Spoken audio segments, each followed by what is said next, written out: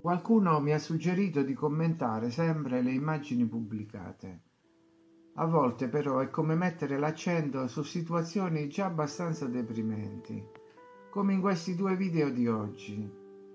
Anche se ormai non mi meraviglio quasi più di niente, sapendo che siamo sotto l'influsso di esseri senza scrupoli, non posso fare a meno di pensare, mentre parlo, al mare di bugie che ci sommerge.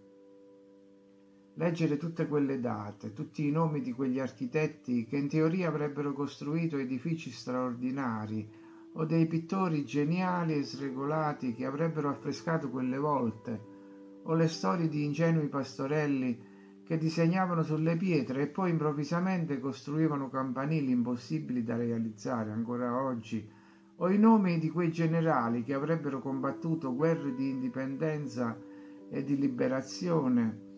Ebbene, tutto questo provoca un forte disagio, che alla fine porta a dubitare di ogni cosa, anche nella vita di tutti i giorni.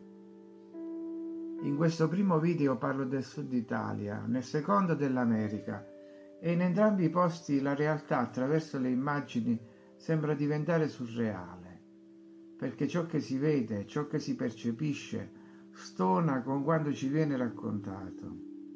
Io sono del sud e del sud conosco città grandi e città piccole. Ho visto che in ognuna di loro c'è la stessa tipologia di edifici, lo stesso stile architettonico, soprattutto per quanto riguarda i palazzi cosiddetti antichi e le chiese.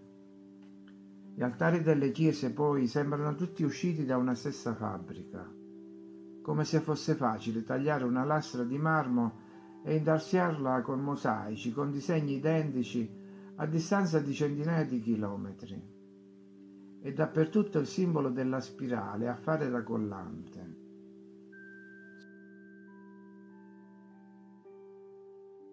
Sono immagini che ho assimilato fin da piccolo, così come i visi delle persone che vivono o vivevano in quei posti. Io sono uno di loro, come lo erano i miei nonni e quelli prima, ma mi chiedo, furono davvero loro a costruire quegli edifici o noi apparteniamo a un'altra storia e quello non è il nostro passato? In questo caso, allora, noi chi siamo? La dissonanza a volte è opprimente.